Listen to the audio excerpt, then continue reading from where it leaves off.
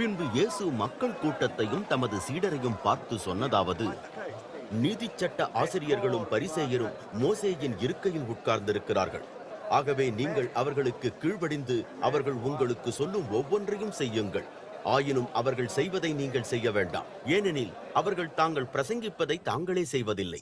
அவர்கள் பாரமான சுமைகளை கட்டி மனிதர்களின் தோள்கள் மேல் வைக்கிறார்கள். ஆனால் அவர்களோ அவற்றை நகர்த்துவதற்கு தங்களது ஒரு விரலை கூட நீட்டவும் மனதற்றவர்களாயிருக்கிறார்கள். அவர்கள் செய்வதெல்லாம் மனிதர் பார்க்க வேண்டுமென்றே செய்யப்படுகின்றன. வேத வசனம் பொறித்த இடைப்பட்டிகளை அகலமாக்கி தங்கள் உடைகளின் குஞ்சங்களை நீளமாக்குகிறார்கள். விருந்துகளில் மதிப்புக்குரிய இடங்களை விரும்புகிறார்கள். ஜப ஆலயங்களில் மிக முக்கியமான இருக்கைகளில் இருக்கிறார்கள். சந்தை கூடும் இடங்களில் மற்றவர்கள் தங்களை வாழ்த்துவதை விரும்புகிறார்கள். மனிதர் தங்களை போதகர் என்று அழைப்பதையும் விரும்புகிறார்கள். நீங்கள் போதகர் என்று அழைக்கப்படக்கூடாது, ஏனெனில் உங்களுக்கு ஒரு போதகர் மட்டுமே இருக்கிறார். நீங்கள் எல்லோரும் சகோதரராயிருக்க. பூமியில் உள்ள யாரையும் தந்தை என்று அழைக்காதிருங்கள், ஏனெனில் உங்களுக்கு ஒரு பிதாவே இருக்கிறார், அவர் பரலோகத்தில் இருக்கிறார். நீங்கள் குரு என்றும் அழைக்கப்படக்கூடாது, ஏனெனில் உங்களுக்கு ஒரு குருவே இருக்கிறார், அவர் கிறிஸ்துவே. உங்களில் மிக பெரியவனாயிருக்கிறவன் உங்களுக்கு பணி செய்கிறவனாயிருக்க வேண்டும். ஏனெனில் தன்னை உயர்த்துகிறவன் எவனோ அவன் தாழ்த்தப்படுவான், தன்னை தாழ்த்துகிறவன் எவனோ அவன் உயர்த்தப்படுவான். நீதிச்சட்ட ஆசிரியர்களே, பரிசேயரே, வேஷக்காரர்களாகிய உங்களுக்கு ஐயோ! நீங்கள் விண்ணரசின் கதவுகளை மனிதரின் முகத்தில் அடித்தாற்போல் மூடிவிடுகிறீர்கள். நீங்களும் அதற்குள் செல்லுவதில்லை, செல்ல விரும்புகிறவர்களையும் அனுமதிக்காமல் இருக்கிறீர்கள். நீதிச்சட்ட ஆசிரியரே, பரிசேயரே, வேஷக்காரர்களாகிய உங்களுக்கு ஐயோ! நீங்கள் விதவைகளின் வீடுகளை அபகரிக்கிறீர்கள், ஆனால் மக்கள் காண வேண்டும் என்பதற்காக நீண்ட நேரம் மன்றாடுகிறீர்கள். இதனால் நீங்கள் அதிக கடுமையாக தண்டிக்கப்படுவீர்கள். நீதிச்சட்ட ஆசிரியரே, பரிசேயரே, வேஷக்காரர்களாகிய உங்களுக்கு ஐயோ! ஒருவனை உங்கள் மதத்திற்கு மாற்றுவதற்கு தரையிலும் கடலிலும் தூர பயணம் செய்கிறீர்கள். ஆனால் அவன் உங்கள் மதத்திற்கு மாறிய பின்போ உங்களை பார்க்கிலும் அவனை இருமடங்காக நரகத்தின் பிள்ளையாக்குகிறீர்கள். குருட்டு வழிகாட்டிகளே, உங்களுக்கு ஐயோ! எவனாவது ஆலயத்தை கொண்டு சத்தியம் பண்ணினால் அது பரவாயில்லை என்கிறீர்கள், ஆனால் எவனாவது ஆலயத்தில் உள்ள தங்கத்தின் மேல் சத்தியம் பண்ணினால் அதை செலுத்தியே தீர வேண்டும் என்கிறீர்கள். குருட்டு முட்டாள்களே, தங்கமா, தங்கத்தை புனிதமாக்கும் ஆலயமா, எது பெரியது? மேலும் நீங்கள் எவனாவது பலிபீடத்தை கொண்டு சத்தியம் செய்தால் அது பரவாயில்லை, ஆனால் எவனாவது பலிபீடத்தின் மேலுள்ள காணிக்கையை கொண்டு சத்தியம் பண்ணினால் அவன் அதை செலுத்தியே ஆக வேண்டும் என்கிறீர்கள். குருட்டு மனிதரே, காணிக்கையா, காணிக்கையை புனிதமாக்கும் பலிபீடமா, எது பெரியது? எனவே பலிபீடத்தை கொண்டு சத்தியம் செய்பவன் பலிபீடத்தை கொண்டு மட்டுமல்ல, அதன் மீதுள்ள எல்லாவற்றையும் கொண்டு சத்தியம் செய்கிறானே. ஆலயத்தை கொண்டு சத்தியம் செய்பவன் ஆலயத்தை கொண்டு மட்டுமல்ல, ஆலயத்தில் குடிகொண்டிருப்பவரை கொண்டே சத்தியம் செய்கிறான். பரலோகத்தை கொண்டு சத்தியம் செய்கிறவன் இறைவனின் அரியணையை கொண்டும் அதில் அமர்ந்திருக்கும் அவரை கொண்டும் சத்தியம் செய்கிறான். நீதிச்சட்ட ஆசிரியரே, பரிசேயரே, வேஷக்காரர்களாகிய உங்களுக்கு ஐயோ! நீங்கள் புதினாக்கீரை, வெந்தயம், சீரகம் ஆகிய வாசனை சரக்குகளிலிருந்து 10 1 காணிக்கையாக கொடுக்கிறீர்கள். ஆனால் நீதி சட்டத்தின் மிக முக்கிய காரியங்களான நீதி, இரக்கம், உண்மைத்தனம் ஆகியவற்றை உதாசீனம் செய்து விட்டீர்கள். உண்மையாய் இவற்றை நீங்கள் நடைமுறைப்படுத்த வேண்டும், அத்துடன் அவற்றையும் கைவிடாதிருக்க வேண்டும். குருட்டு வழிகாட்டிகளே, நீங்கள் கொசுவை வடிகட்டி எடுக்கிறீர்கள், ஆனால் ஒட்டகத்தை அல்லவோ விழுங்குகிறீர்கள். நீதிச்சட்ட ஆசிரியரே, பரிசேயரே, வேஷக்காரர்களாகிய உங்களுக்கு ஐயோ! போஜன பாத்திரங்களின் வெளிப்புறத்தை சுத்தம் செய்கிறீர்கள், ஆனால் அவற்றின் உட்புறத்தையோ நீங்கள் உங்கள் கொள்ளையினாலும் சுய ஆசைகளினாலும் நிரப்பி இருக்கிறீர்கள். குருட்டு பரிசேயரே, முதலில் போஜன பாத்திரங்களின் உட்புறத்தை சுத்தம் செய்யுங்கள், அப்பொழுது அவற்றின் வெளிப்புறமும் சுத்தமாயிருக்கும். நீதிச்சட்ட ஆசிரியரே, பரிசேயரே, வேஷக்காரர்களாகிய உங்களுக்கு ஐயோ! நீங்கள் வெள்ளையடிக்கப்பட்ட கல்லறைகள். அவை வெளியே அழகாக காணப்படுகின்றன, ஆனால் அவற்றின் உட்புறமோ இறந்தவர்களின் எலும்புகளினாலும் அசுத்தமான யாவற்றினாலும் நிறைந்திருக்கின்றன. அதுபோலவே வெளித்தோற்றத்திற்கு மனிதர் பார்வையில் நீங்கள் நீதிமான்களாக காணப்படுகிறீர்கள், ஆனால் உள்ளத்திலோ வேஷத்தினாலும் கொடுமையினாலும் நிறைந்திருக்கிறீர்கள். நீதிச்சட்ட ஆசிரியரே, பரிசேயரே, வேஷக்காரர்களாகிய உங்களுக்கு ஐயோ! நீங்கள் முற்காலத்தில் இருந்த இறைவாக்கினருக்காக கல்லறைகளை கட்டி நீதிமான்களின் நினைவு சின்னங்களை அலங்கரிக்கிறீர்கள். எங்கள் முற்பிதாக்களின் காலத்தில் நாங்கள் வாழ்ந்திருந்தால் இறைவாக்கினரின் இரத்தத்தை சிந்துவதற்கு நாங்கள் அவர்களுடன் பங்காளிகளாய் இருந்திருக்க மாட்டோம் என்று சொல்கிறீர்கள். ஆனால் நீங்கள் இறைவாக்கினரை கொலை செய்தவர்களின் தலைமுறை என்று உங்களுக்கு எதிராக நீங்களே சாட்சியாயிருக்கிறீர்கள். ஆகவே உங்கள் முற்பிதாக்கள் தொடங்கிய பாவத்தை நீங்களும் செய்து முடிக்கிறீர்கள். பாம்புகளே, விரியன் பாம்பு குட்டிகளே, நரக தீர்ப்புக்குள்ளாக்காமல் எப்படி தப்புவீர்கள்? ஆகவே நான் இறைவாக்கினரையும் ஞானமுள்ளவர்களையும் ஆசிரியர்களையும் உங்களிடம் அனுப்புகிறேன். அவர்களில் சிலரை நீங்கள் சிலுவையில் அறைந்து கொலை செய்வீர்கள். மற்றவர்களை உங்கள் ஜப ஆலயங்களில் சவுக்கினால் அடித்து பட்டணம் பட்டணமாக துரத்திச் சென்று துன்பப்படுத்துவீர்கள். அப்படியே பூமியில் சிந்தப்பட்ட நீதிமான்கள் எல்லோரின் இரத்த பழியும் உங்கள் மேல் வரும். நீதிமானான ஆபேலின் இரத்த பழி தொடங்கி ஆலயத்தின் பரிசுத்த இடத்திற்கும் பலிபீடத்திற்கும் இடையே நீங்கள் கொலை செய்த பரகியாவின் மகன் சகரியாவின் இரத்த பழி வரையும் எல்லாம் உங்கள் மேல் வரும். நான் உங்களுக்கு உண்மையை சொல்கிறேன், இவையெல்லாம் இந்த தலைமுறையினர் மேல் வந்தே தீரும். எருசலேமே, எருசலேமே, இறைவாக்கினரை கொலை செய்து உன்னிடம் அனுப்பப்பட்டவர்களை கல்லெறிகிற பட்டணமே! ஒரு கோழி தன் குஞ்சுகளை தன் சட்டைகளின் கீழ் சேர்ப்பது போல் எத்தனை தடவைகள் நானும் உன் பிள்ளைகளை சேர்த்துக் கொள்ள வாஞ்சையாயிருந்தேன். ஆனால் நீயோ அதற்கு விருப்பமாயிருக்கவில்லை. பாருங்கள், இதோ உங்கள் குடியிருப்புகள் கைவிடப்பட்டு பாழாய் கிடக்கின்றன. நான் உங்களுக்கு சொல்கிறேன், கர்த்தரின் பெயரில் வருகிறவர் ஆசீர்வதிக்கப்பட்டவர் என்று நீங்கள் சொல்லும் வரைக்கும் இனிமேல் நீங்கள் என்னை காண மாட்டீர்கள் என்று.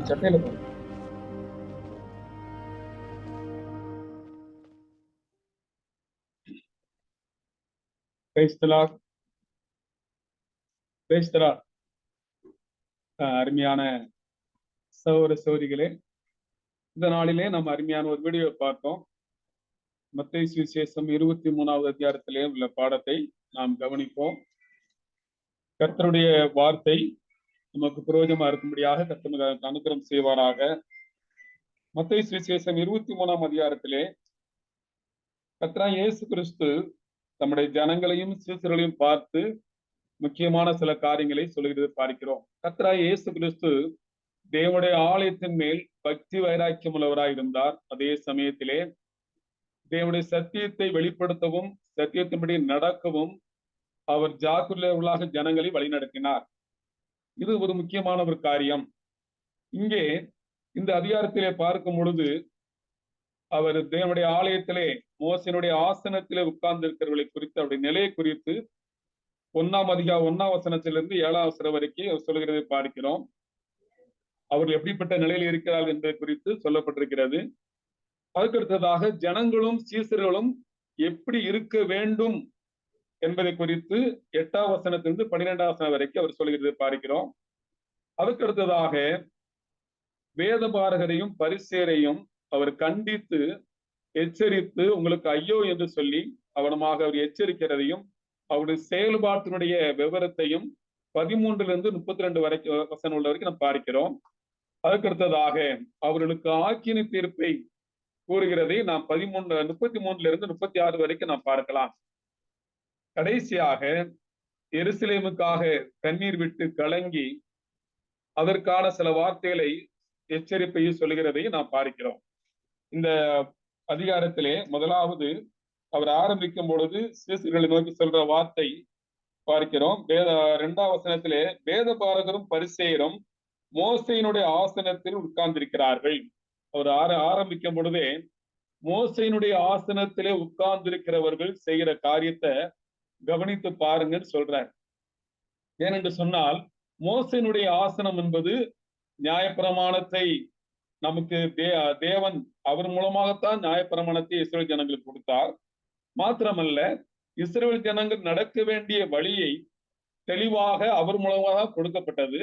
இப்படிப்பட்ட மோசே தேவனுக்கும் ஜனங்களுக்கும் இடையிலே ஒரு அருமையான தொடர்பான பாலமாக அவர் காணப்பட்டார். இப்படிப்பட்ட மோசையினுடைய ஆசனத்தில் உட்கார்ந்திருப்பது எப்படி இருக்க வேண்டும் என்று சொன்னால் மோசையை போல இருக்க வேண்டும் என்பதுதான் அது தேவனுடைய திட்டமா இருக்கிறது. என்னாகும் புஸ்தகம் 12ஆம் அதிகாரம் 3ஆம் வசனத்திலே நான் வாசிக்கும் பொழுது என்னாகும் புஸ்தகம் 12ஆம் அதிகாரம் 3ஆம் வசனத்திலே கவனமாக வாசிக்கிறோம். மோசேயானவன் பூமியில் உள்ள சகல மனிதரிலும் மிகுந்த சாந்த குணமுள்ளவனாய் இருந்தான். மோசேயானவன் பூமியில் உள்ள சகல மனிதர்களும் சாந்த குணமுள்ளவனாய் இருந்தான். இது முதலாவது அவருக்கு சொல்லப்பட்ட ஒரு அருமையான காரியம். மோசேனுடைய ஆசனத்தில் இருக்கிறவர்களும் இப்படிப்பட்ட நிலையில தான் இருக்க வேண்டும். ஏனென்று சொன்னால் சாந்த குணம் இருந்தால்தான் தேவனுடைய வார்த்தையை நாம் சொல்லுவதற்கு ஏதுவாக காணப்பட முடியும். ஆனால் அப்படிப்பட்ட நிலையில அவர்கள் இல்லை. இந்த சாந்த குணம் என்பது கர்த்தராகிய இயேசு கிறிஸ்துவுக்கும் அடையாளமாக அது காணப்படுகிறது. மத்தேயு சுவிசேஷம் 11ஆம் அதிகாரம் 29ஆம் வசனத்துல, நான் சாந்தமும் மனத்தாழ்மையாகவும் இருக்கிறேன், என் நுகத்தை ஏற்றுக்கொண்டு என்னிடத்தில் கற்றுக்கொள்ளுங்கள். ஏன்னா ஆசனத்தில் இருக்கிறவர்கள் சொல்கிற காரியத்தை ஜனங்கள் கவனித்து அதை கேட்டு அதன்படி நடப்பார்கள். ஆகவே சாந்த குணம் உள்ளவர்களா இருக்க வேண்டும். ஆகவே மோசே குறித்து சொல்லப்படும் போது சாந்த குணம் உள்ள மனிதன். அதே போலதான் இயேசு கிறிஸ்துவும் நான் சாந்தும் மனத்தாழ்மையா இருக்கிறேன்னு சொல்றாரு. ஆனா அதே ஆசனத்துல இருக்கிற இவர்கள் இப்படிப்பட்டவர்களா இல்லை என்பதை கர்த்தராகிய இயேசு கிறிஸ்து சுட்டி காண்பிக்கிறதை பார்க்கிறோம். இரண்டாவதாக எபிரேயர் 3ஆம் அதிகாரம் 2ஆம் வசனத்தை வாசிக்கிறோம். எபிரேயர் நிருபம் 3ஆம் அதிகாரம் 2ஆம் வசனம். மோசே தேவனுடைய வீட்டில் எங்கும் உண்மையுள்ளவனாய் இருந்தது போல இவரும் தம்மை ஏற்படுத்தினவருக்கு உண்மையுள்ளவராய் இருக்கிறார். இங்கேயும் மோசையும் இயேசு கிறிஸ்துவையும் இணைத்து சொல்ற வார்த்தையை பார்க்கிறோம். மோசே தேவனுடைய வீட்டில் எங்கும் உண்மையுள்ளவனாய் இருந்தார்னு வாசிக்கிறோம். இப்படிப்பட்ட அந்த ஆசனத்தில் இருக்கிறவர்கள் மோசையை போல உண்மையுள்ளவர்களாய் இருக்க வேண்டும். அது இன்னும் சொல்ல போனால் இயேசு கிறிஸ்து தம்மை ஏற்படுத்தினவருக்கு உண்மையா இருந்தது போல இவர்களும் உண்மையா இருக்க வேண்டும் என்பதுதான் அங்கே தேவனுடைய திட்டமாக இருக்கிறது. ஆனால் இந்த ஆசனத்தில் இருந்தவர்கள் அப்படிப்பட்டவர்களா இல்லை என்பதை அங்கே இயேசு கிறிஸ்து கோடிட்டு காண்பிக்கிறார். அடுத்ததாக உபாக புஸ்தகம் 18ஆம் அதிகாரம் 18ஆம் வசனத்தை வாசிக்கிறோம். உபாக புஸ்தகம் 18ஆம் அதிகாரம் 18ஆம் வசனத்திலே குணமாக நாம் வாசிக்கிறோம். உன்னை போல ஒரு தீர்க்கதரிசியை நான் அவர்களுக்காக அவர்கள் சகோதரர்களிலிருந்து எழுப்ப பண்ணி என் வார்த்தைகளை அவர் வாயில் அருள்வேன். நான் அவருக்கு கற்பிப்பதையெல்லாம் அவர்களுக்கு சொல்லுவார். பாத்தீங்களா, அவர் அருமையா சொல்லப்பட்டிருக்கிறது. அங்கே மோசையை போல ஒரு தீர்க்கதரிசியை எழுப்ப பண்ணுவேன் என்று சொல்லி கர்த்தராகிய இயேசு கிறிஸ்து பற்றி சொல்லப்பட்டிருக்கிறது. அவர் என் வார்த்தைகளை அவர் வாயிலே அருளுவேன், நான் அவர்களுக்கு சொல்லும் வார்த்தையை அவர் சொல்லுவார் என்ற வார்த்தை தெளிவா சொல்லப்பட்டிருக்கிறது. அப்போ மோசையினுடைய அந்த பதவி அந்த தன்மை குறித்து நாம் பார்க்கும் பொழுது அப்படிப்பட்ட நிலையிலே இந்த தேவாலயத்திலே காணப்படுகிற இந்த ஆசனத்தில் இருக்கிற வேதபாரகரும் பரிசேயரும் இல்லை என்பதை அவர் சுட்டி காண்பித்து வேதனைப்படுகிறது பார்க்கிறோம். பிரியமானவர்களே, நாம் வேதபாரகர் என்று சொல்லும் பொழுது வேத நியாயப்பிரமாண வார்த்தைகளை பெயர்த்து எழுதக்கூடியவர்கள். பரிசேயர் என்பவர்கள் தேவனுடைய வார்த்தையை மற்றவர்களுக்கு போதிக்கிறவர்களாக இருக்க வேண்டும். இப்படிப்பட்டவர்கள் ஆசனத்தில் உட்கார்ந்திருக்கிறார்கள். ஆனால் அவர்கள் எப்படி இருக்கிறார்கள் என்று பார்க்கும் பொழுது அங்கே கர்த்தராகிய இயேசு கிறிஸ்து சொல்ற வார்த்தை, ஆகையால் நீங்கள் கை கொள்ளும்படி அவர்களுக்கு உங்களுக்கு சொல்லுகிற யாவையும் கை கொண்டு செய்யுங்கள். அதாவது அவருடைய வாயில் உள்ள உபதேசமானது கர்த்தர் கொடுத்த நியாயப்பிரமாண வார்த்தைகள், கற்பனைகள், அதை நீங்க கை கொள்ளுங்க அப்படின்னு சொல்லி சொல்றாரு. கை கொண்டு அதன்படி செய்யுங்கள், அவர்கள் செய்யும்படியோ செய்யாதிருங்கள் சொல்றாரு. ஏன்னா இந்த இடத்துல மோசே எல்லா இடத்திலையும் கர்த்தருடைய தேவனுடைய வீட்டுல உண்மையா இருந்தான்னு பார்க்கிறோம். ஆனால் இங்கே பார்க்கிற வேதபாரகரும் பரிசேயரும் உண்மை இல்லாதவர்களா இருந்தார்கள். சொல்றது ஒன்று, செய்யறது ஒன்றாக அவர்கள் காணப்பட்டார்கள். அந்த வசனத்திலே சொல்லப்பட்ட வார்த்தை, ஏனெனில் அவர்கள் சொல்லுகிறார்கள், சொல்லியும் செய்யாதிருக்கிறார்கள். ஆகவே நம்ம பேசுறது ஒண்ணு, செய்யறது ஒண்ணாக அந்த அவர்கள் காணப்பட்டார்கள். அதனால அவர் சொன்னார், அவர்கள் செய்கையின்படி நீங்கள் செய்யாதிருங்கள். அவர்கள் செய்கைகளைத்தான் இவரை கர்த்தராகிய இயேசு கிறிஸ்து கண்டிக்கிறதை பார்க்கிறோம். அந்த 4 வசனத்திலிருந்து வாசிக்கும் பொழுது, சுமப்பதற்கு அரியதான பாரமான சுமைகளை கட்டி மனுஷர் தோள்கள் மேல் சுமத்துகிறார்கள், தாங்களும் ஒரு விரலினாலும் அவைகளை தொடமாட்டார்கள். நியாயப்பிரமாணத்தை ஒரு பாரமாக, அது கை கொள்ள முடியாத அளவுக்கு பாரமாக அதை கடினப்படுத்தி அவர்களுக்கு போதிக்கிறார்கள். ஆனால் இவர்களோ அதைப்படி செய்கிறதே இல்லை அப்படிங்கிறத கர்த்தராகிய இயேசு கிறிஸ்து அங்கே சொல்லுகிறதை பார்க்கிறோம். ஆகவே இப்படிப்பட்ட இந்த நிலையில இருக்கிறவர்கள் எப்படிப்பட்டவர்களா இருக்கிறார் என்று பார்க்கும் பொழுது, தங்கள் கிரியைகளை மனுஷர் காண வேண்டும் என்று செய்கிறார்கள். அதாவது தேவனுடைய பிரதிநிதிகளாக இருக்க வேண்டிய வேதபாரகரும் பரிசேயரும் மனுஷர் காண வேண்டும் என்று செய்கிறார்கள். அவர்கள் அந்த சில காரியங்களை செய்கிறதை பார்க்கிறோம். மனிதரிடத்திலே மதிப்புகளையும் மரியாதையும் விரும்புகிற நிலையிலே அவர்கள் காணப்பட்டார்கள். இது ஒரு கண்டிக்கத்தக்க விஷயமாக தேவனிடத்தினர் சொல்லுகிறதை பார்க்கிறோம். இந்த வசனத்துல வாசிக்கும் பொழுது நான்காம் வசனத்துல ஐந்தாம் வசனத்தை வாசிக்கும் பொழுது வாசிக்கிறோம். உபாக புஸ்தகம் 6:8 கவனமாக சொல்லப்பட்டிருக்கிறது. வாசிங்க. உபாக புஸ்தகம் 6:8. அவைகளை உன் கையின் மேல் அடையாளமாக கட்டிக் கொள்வாயாக. அவைகள் உன் கண்களுக்கு நடுவே ஞாபகக்குறியா இருக்க கடவுள். கர்த்தருடைய கற்பனைகளை கைகளிலே கட்டிக்கொள்ள வேண்டும் என்கிற அந்த பிரமாணத்தை அவர்கள் நினைக்கிறாங்க, அவங்க செயல்படுத்துறாங்க. அதாவது தோலினாலே செய்யப்பட்ட கற்பனையில் எழுதப்பட்ட அந்த தோல் நாடாக்களை நெற்றியிலே கட்டுகிறார்கள், கைகளை கட்டுகிறார்கள். அப்புறம் வஸ்திரங்களின் தொங்கலை பெரிதாக்கி கொள்கிறார்கள். தான் பக்திமான்களை போல காட்டுகிறார்கள். இவர்கள் நடிக்கிறதெல்லாம் வேத வசனத்துக்கு ஒத்ததாகவே செய்து கொண்டிருக்கிறார்கள். யாத்ரா புஸ்தகம் 15ஆம் அதிகாரத்திலே சொல்லப்பட்ட ஒரு காரியத்தை குறித்து பார்க்கும் பொழுது ஏன் இவர்கள் காப்பு நாடாக்களை கட்டினார்கள்? யாத்ரா புஸ்தகம் 15ஆம் அதிகாரம் 37, 39 வாசிங்கிற. 15ஆம் அதிகாரம், யாத்ரா புஸ்தகம் 15ஆம் அதிகாரம் அந்த வசனத்துல மன்னிக்கவும், அந்த வசனத்தில் பார்க்கும் பொழுது இந்த வஸ்திரத்தின் தொங்கலை குறித்து பார்க்கும் பொழுது தொங்கல்களை அவர் நினைக்கும் பொழுது தேவன் கொடுத்த கற்பனைகளை நினைவுக்கு வர வேண்டும், அதை கை கொள்ள வேண்டும். அதற்காகத்தான் வஸ்திரத்திலே தொங்கல். ஆனால் இவர்களோ மதிப்பதற்காக மரியாதைக்காக அதை எதிர்பார்த்தார்கள். அடுத்ததாக விருந்துகளில் முதன்மையான இடங்களையும் ஜெப ஆலயங்களில் முதன்மையான ஆசனங்களையும் அவர்கள் விரும்பினார்கள். ஆகவே விருந்துகளிலே தன்னை வரவேற்க வேண்டும், நான் பெரியவர்களாக இருக்க வேண்டும் என்று எண்ணினார்கள். இவைகள் எல்லாம் வேத வசனத்துக்கு மாறான காரியங்கள். மோசே சாந்த குணமுள்ளவராய் இருந்தார் என்று சொல்லி பார்க்கிறோம். ஆனா இவர்களோ அவர் முதன்மையை விரும்பினார்கள். அது மாத்திரமல்ல, சந்தை வெளிகளில் பந்தனங்களையும் மனுஷரால் ரபி ரபி என்று அழைக்கப்படுவதையும் விரும்பினார்கள். ரபி என்று சொன்னால் போதகர் அப்படிங்கிற வார்த்தை விரும்பினார்கள். பிரியமானவர்களே, அந்த காலத்திலே போதகருக்கு அதிகமாக மதிப்பு இருந்தது. போதகர்களை வீட்டுக்கு வர சொல்லி அவர்களுக்கு ஆகாரம் கொடுத்து அவர் சொல்ற வார்த்தைகளை கீழே உட்கார்ந்து கேட்டுக்கொண்டிருப்பார்கள். இதுதான் போதகருடைய அந்த மதிப்பா இருந்தது. இது எல்லாம் அவர்கள் அது ரவி என்று அழைப்பதை அவர்கள் விரும்பினார்கள். பிரியமானவர்களே, இது அவர்களுடைய தவறான காரியங்கள், அவர்கள் தன்னை காண்பிக்கிற காரியங்கள். ஆனால் அவருடைய வார்த்தையிலே தேவனுடைய வார்த்தை இருந்தது, வாழ்க்கையிலே தேவனுடைய வார்த்தையை வெளிப்படுத்தவில்லை. அங்கே சொல்லிவிட்டு சொல்றாரு. அடுத்ததாக நீங்கள் எப்படி இருக்க வேண்டும் என்பதை குறித்து அவனமாக சொல்லுகிறது பார்க்கிறோம். அதாவது ஜனங்களும் இஸ்ரவேல் ஜனங்களும் சீசர்களும் எப்படி நடந்து கொள்ள வேண்டும் என்பதை குறித்து ரொம்ப அருமையா தெளிவா அவருக்கு ஆலோசனை சொல்கிறது பார்க்கிறோம். 8ஆம் வசனத்தை வாசிக்கும் பொழுது, நீங்களோ ரபி என்று அழைக்கப்படாதிருங்கள், கிறிஸ்து ஒருவரே உங்களுக்கு போதகராய் இருக்கிறார், நீங்கள் எல்லாரும் சகோதரராய் இருக்கிறீர்கள். ஆகவே போதகர் என்று சொன்னால் தேவனுடைய சத்தியத்தை வெளிப்படுத்துகிறவர்களாக காணப்பட வேண்டும்.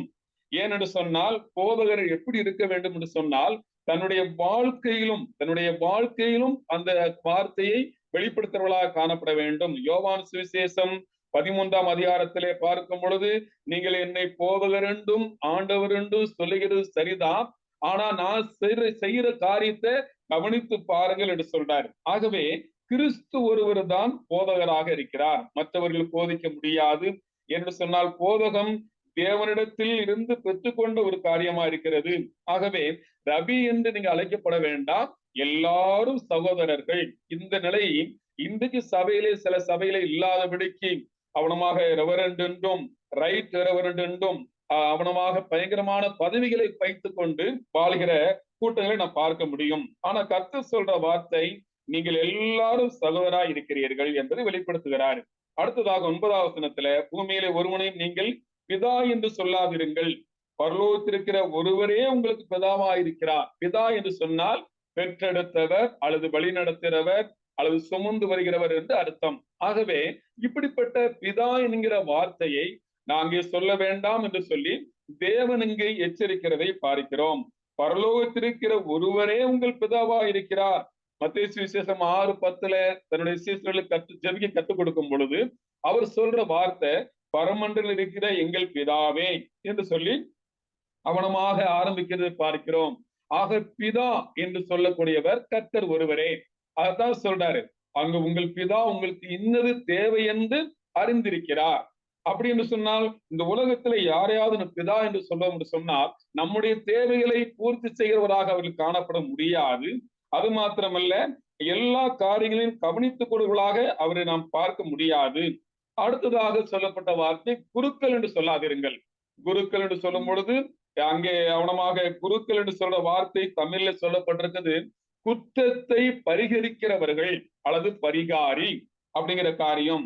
குற்றத்தை பரிகரிக்கிறவர் யார்?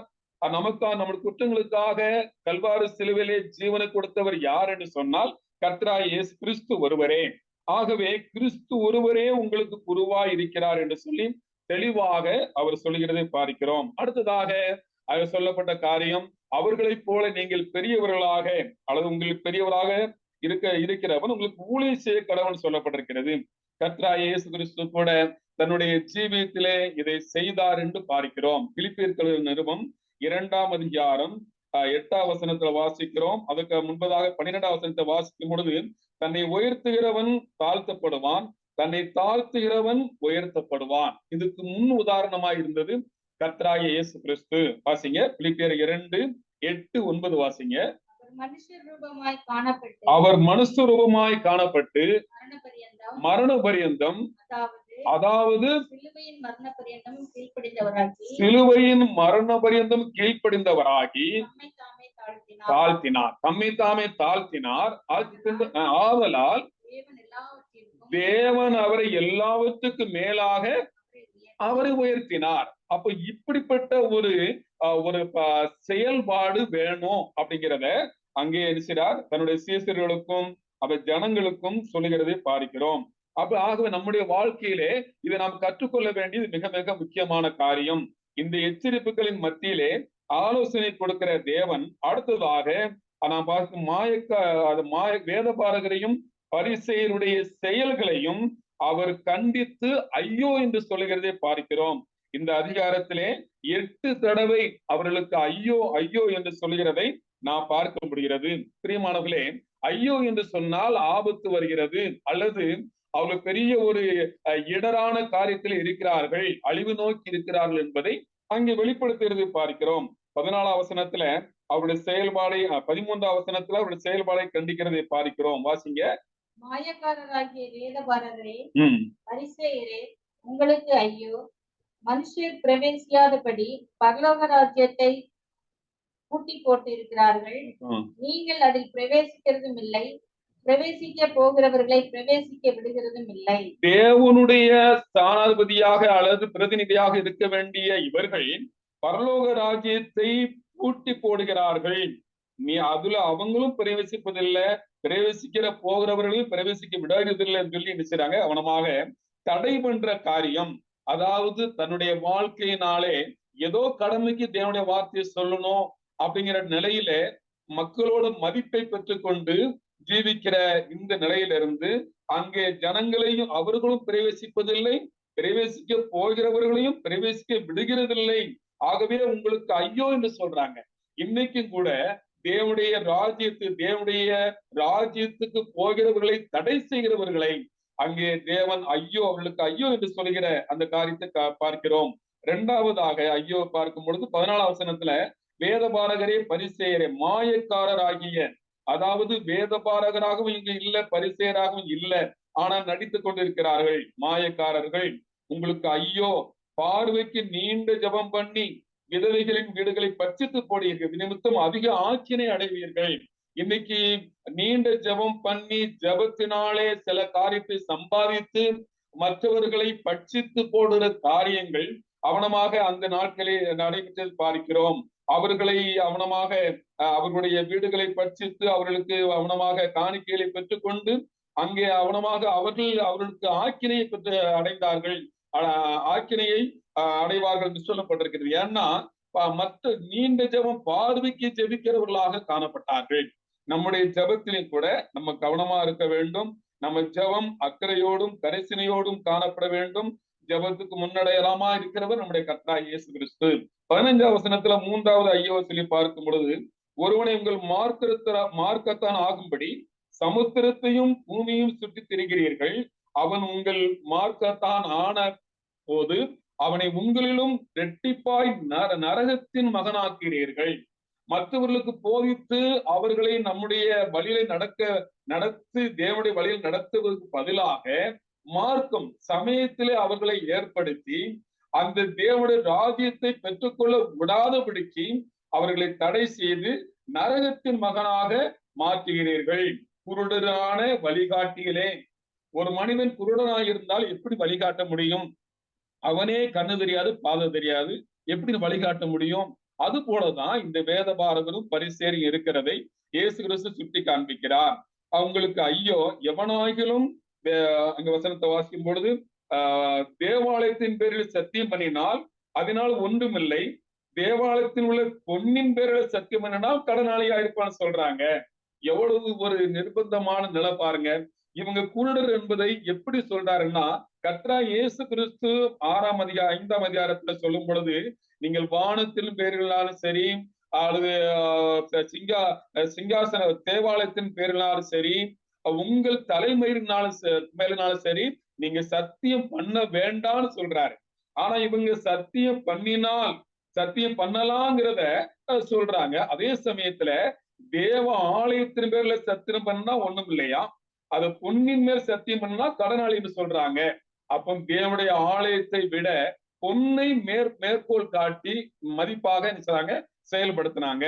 ஆனால் பொன்னை விட தேவனுடைய ஆலயம் முக்கியம் என்பதை கர்த்தர் இங்க வெளிப்படுத்தி காண்பிக்கிறதே பார்க்கிறோம். 17ஆம் வசனத்துல, மதிகேடரே குருடரே, எது முக்கியம்? பொன்னை பரிசுத்தமாக்குற தேவாலயமோ? ஆகவே இப்படி சொல்றாங்க, பலிபீடம் முக்கியம் இல்ல, பலிபீடத்து மேல வைக்கிற காணிக்கை முக்கியம் சொல்றாங்க. இவங்களுக்கு ஐயோ என்று சொல்றாரு. சத்தியம் பண்ண வேண்டாம் என்பதை இவர்கள் மறுதளித்து சத்தியம் பண்ணலாம் என்பதை கூட என்ன சொல்றாங்க. அதனால இப்படிப்பட்ட நிலையிலே நாம் பார்க்கும் பொழுது இவருடைய செயல்பாடை குறித்து அவர்களுக்கு ஐயோ என்று சொல்லுகிறது நாம் பார்க்கிறோம். அடுத்ததாக இங்கே பார்க்கும் பொழுது 23ஆம் வசனத்துல வாசிக்கிறோம், மாயக்காரராகிய வேதபாரகரே பரிசேயரே உங்களுக்கு ஐயோ, நீங்கள் ஒத்தலாமிலும் வெந்தயத்திலும் சீரகத்திலும் தசபாகம் செலுத்தி நியாயப்பிரமாணத்தில் கற்பித்திருக்கிற விசேஷித்தவைகளாகிய நீதியையும் இரக்கத்தையும் விசுவாசத்தையும் விட்டுவிட்டீர்கள். இவைகளையும் செய்ய வேண்டும், அவைகளையும் விடாதிருக்க வேண்டுமே. ஆகவே இன்றைக்கு இந்த வேதபாரகருடைய நிலைமையாக இயேசு கிறிஸ்து பார்க்கும் பொழுது அவர்கள் தசமபாகத்தை குறித்து கவனமாக சரியாக அவர்கள் கற்பித்தார்கள். அதாவது வெந்தயத்திலையும் அங்கே வச்சலாம்னா புதினா சீரகம் இதுல எல்லாம் தசமபாக செலுத்தணும்னு சொல்லி கற்பித்தாங்க. ஆனா அந்த நியாயப்பிரமாணத்தில் உள்ள முக்கியமான காரியமாகிய அந்த நீதி இரக்கம் விசுவாசம் இதை விட்டு விட்டார்கள். எதை முக்கியப்படுத்தணுமோ அதை முக்கியப்படுத்தவில்லை. ஆகவே நீதி இரக்கம் விசுவாசம் இவைகளையும் செய்ய வேண்டும், அங்கே தசமமாக கொடுத்த காரியத்தையும் செய்ய வேண்டும் என்று சொல்லி இயேசு கிறிஸ்து போதிக்கிறதை பார்க்கிறோம். அதனால குருடரான வழிகாட்டிகள் இவர்கள் கொசு இல்லாதபடிக்கு வடிகட்டி ஒட்டகத்தை விழுங்குறவராக இருக்கிறாங்க. ஒரு பொருள்ல கொசு விழுந்துடக்கூடாது என்பதற்காக அல்லது கொசு இருந்தால் அதை வடிகட்டி நாம் குடிக்கிறோம். ஆனா பாலஸ்தீனாவிலே ஒரு ரொம்ப கேவலமாக எண்ணப்பட்டது ஒட்டகம். ஒட்டகத்தை விழுங்குறவர்களாக அவர்கள் காணப்பட்டார்கள். சின்ன சின்ன காரியத்திலே சரி செய்து கொடுப்பதாக காணப்பட்டார்கள். இதை தேவன் கண்டிக்கிறதை பார்க்கிறோம், உங்களுக்கு ஐயோ என்று சொல்லி. அடுத்ததாக 21ஆம் வசனத்துல வாசிக்கும் பொழுது, வேதவராகி பரிசேயரே உங்களுக்கு ஐயோ, போஜன பதார்த்தங்களின் வெளிப்புறத்தை சுத்தமாக்கிறீர்கள், உட்புறத்திலும் அவைகள் கொள்ளையினாலும் அநீதியினாலும் நிறைந்திருக்கிறது. உள்ள அவங்க சுத்தம் பண்ணல, வெளிப்பக்கம் சுத்தமா இருக்கிறாங்க. பார்வைக்கு தோற்றத்துக்கு நீதிமான்களை போல அவர்கள் காணப்படுகிறார்கள், நல்லவர்கள் போல பக்திமான்களை போல காணப்படுகிறார்கள். ஆனா உள்ளத்துல எப்படி இருக்கிறது? உட்புறம் நினைச்சது மிகவும் அசுத்தமான நிலை, அநீதியினாலும் கொள்ளையினாலும் அநீதியினாலும் நிறைந்திருக்கிறது. நம்முடைய உள்ளம் அவர் தேவனுடைய ஆலயத்துக்கு ஈடாக காணப்படுகிறது. கர்த்தராகிய இயேசு கிறிஸ்து கோபப்பட்ட ஒரு சமயம் தேவனுடைய ஆலயத்தை சுத்திகரிக்கும்படியாக. ஆகவே உட்புறத்தை முதலாவது சுத்திகரிக்க வேண்டும். சங்கீதம் 51:6 வாசிக்கிறோம், உள்ளத்தில் உண்மை இருக்க விரும்புகிறேன். ஆக தேவன் நம்ம உள்ளத்திலே உண்மை இருக்க விரும்புகிறார். ஆனா இவர்களிடத்திலே அது இல்லை. அப்படி இல்லாதபடிக்கு நாமும் வாழ்வோம்னு சொன்னால், ஒருவர்களை கிறிஸ்தவர்களாக இருந்து கொண்டு வாழ்வோம்னு சொன்னால் நாமும் மாயக்காரராக போலத்தான் இருப்போம். அடுத்ததாக 27 வசனத்துல வாசிங்க. மாயக்காரராகிய வேத பாரகரே, பரிசேயரே, உங்களுக்கு ஐயோ, வெள்ளையடிக்கப்பட்ட கல்லறைகளுக்கு ஒப்பாயிருக்கிறீர்கள். போதும், வெள்ளையடிக்கப்பட்ட கல்லறைகளுக்கு ஒப்பாயிருக்கிறீர்கள்.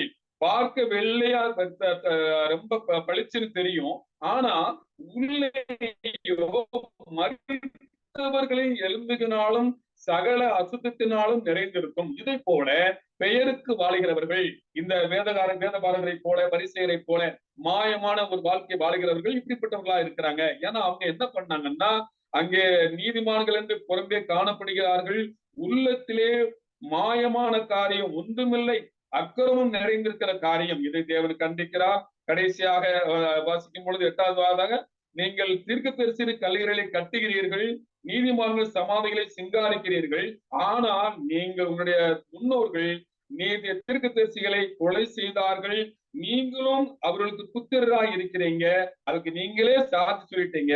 அதனால உங்க பிதாக்களின் அக்கிரமத்தை நீங்க நிறைவேற்றுங்க, நீங்க செய்யற காரியத்தை செஞ்சுட்டே இருங்க, அக்கிரமம் தான் செய்ய போறீங்க அப்படின்னு சொல்றாரு. ஏன்னா இவர்கள் தான் கர்த்தராகிய இயேசு கிறிஸ்துவையும் சிலுவையில் அடித்து கொலை செய்ய போகிறார்கள். அதற்கு பின்பதாக சீசர்களையும் கொலை செய்யும்படியாக அந்த அக்கிரம சிந்தையோடு இருக்கிறார்கள்.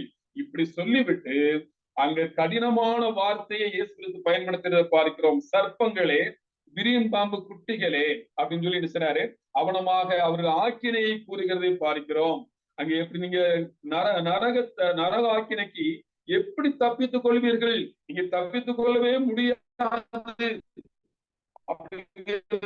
சொல்றார். ஏன்னா அந்த பரிசேயர் ஏற்கனவே யோவானஸ்நானத்து காலத்துல மனம் திரும்பாம ஞானஸ்தானம் பண்ணும்படியா வந்தாங்க. அப்ப சொன்னாரு விரியம்பாம்பு குட்டிகளே, அதுதான் இயேசு கிறிஸ்து சொல்றாரு, சர்ப்பங்களே, விரியம்பாம்பு குட்டிகளே, நரகாக்கினைக்கு எப்படி தப்பித்துக் கொள்வீர்கள்?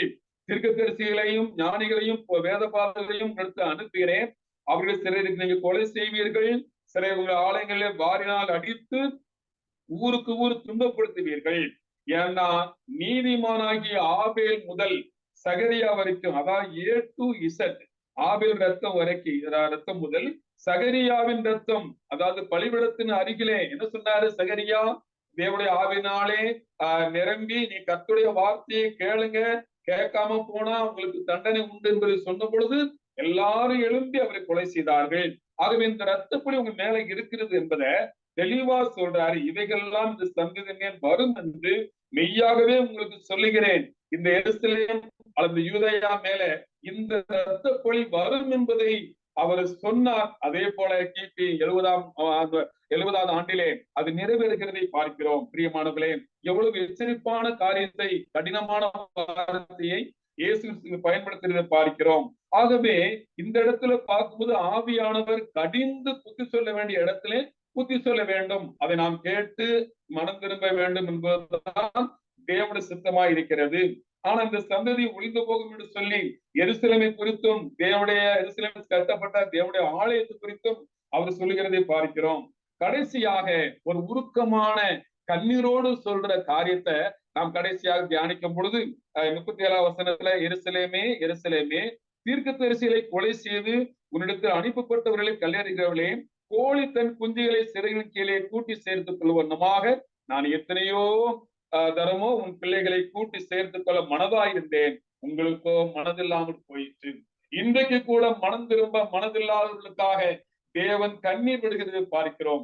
இந்த உருக்கமான வார்த்தையை எருசலேமுக்காக சொல்லிவிட்டு அவர் சொல்றாரு, நீங்க மனம் திரும்ப மனது இல்லை, மனதில்லாமல் போயிற்று அப்படிங்கிறத அந்த ஜனங்களுக்கும், அந்த அருமையான எருசலேம் ஜனங்களை பார்த்து சொல்லுகிறதை பார்க்கிறோம். இன்றைக்கு இந்த வார்த்தையை கேட்டுக்கொண்டு நம்முடைய வாழ்க்கையிலே மனம் திரும்புதல் இல்லை என்று சொன்னால், பிரியமானவர்களே, நரகாக்கினைக்கு எப்படி தப்பித்துக் கொள்வோம் என்று வேத வாக்கியம் இந்த பகுதியிலிருந்து நம்மிடத்தில் பேசுறதை பார்க்கிறோம். 36ஆம் வசனம் 38ஆம் வசனத்துல, இதோ உங்கள் வீடு உங்களுக்கு பாழாக்கி விடப்படும் என்று சொல்லி எருசலேமை குறித்து சொல்லப்பட்ட வார்த்தை குறித்து பார்க்கிறோம். 39வது வசனத்துல வாசிக்கும் பொழுது, கர்த்தருடைய நாமத்திலே வருகிறவர் ஸ்தோத்திரிக்கப்பட்டவர் என்று நீங்கள் சொல்லும் அளவும் இது முதல் என்னை காணாதிருப்பீர்கள் என்று உங்களுக்கு சொல்லுகிறேன். இந்த யூதர்கள் கர்த்தராகிய இயேசு கிறிஸ்துவை இன்றைக்கும் விசுவாசிக்கவில்லை. ஆனால் ஒரு நாள் கர்த்தர் ராஜாவாக எருசலேமில் வரும் பொழுது இந்த கர்த்தருடைய நாமத்தினால் வருகிறவர் ஸ்தோத்திரிக்கப்பட்டவர் என்று சொல்லுகிற காலம் வரும் என்பதை தன்னுடைய 2ஆம் வருகையை கூட அங்கே சொல்லுகிறதை பார்க்கிறோம். ஆகவே இந்த அருமையான இந்த அதிகாரத்திலே எச்சரிப்பான காரியத்தையும் தவறான காரியங்களை பிரித்துக் கொள்ளும்படியாக நாம் கவனித்து நடக்க வேண்டிய காரியத்தை குறித்து பார்க்கிறோம். எத்தனையோ போதனைகள் உண்டு. அந்த போதனைகளிலே அந்த போதிக்கிறவர்கள் எப்படிப்பட்டவர்களாக இருக்கிறார்கள் என்பதை அறிந்து அவருடைய நடக்கையின் முடிவை நாம் அறிந்து கொண்டு அதை நாம் அவர்களை பின்பற்ற வேண்டும் என்பதுதான் இந்த அதிகாரத்தினுடைய முக்கியமான நோக்கம். ஆகவே இந்த அதிகாரத்திலே ஒரே ஒரு காரியம், கர்த்தருடைய மனதுருக்கமும் இருக்கிறது, தேவனுடைய எச்சரிப்பு இருக்கிறது, அவருடைய ஆக்கினை சொல்லப்பட்டிருக்கிறது, கடைசியாக மனதுருக்கம் இருக்கிறது. உங்களை கூட்டி சேர்த்துக் கொள்ளும் மனதாயிருந்தேன், உங்களுக்கோ மனதில்லை. ஆகவே இந்த வார்த்தையை கேட்டவர்கள் சிந்திக்க வேண்டும், நாம் அதை தியானிக்க வேண்டும், நாம் தேவனுடைய பிள்ளைகளாக காணப்பட வேண்டும், மனம் திரும்பி தேவனுடைய பிள்ளைகளாக தேவனுடைய வார்த்தையை ஏற்றுக்கொண்டு தேவ கோபத்துக்கு நீங்களாக வாழ வேண்டும். கர்த்தர் தாமே இந்த வசனத்தை ஆசீர்வதித்து தருவாராக.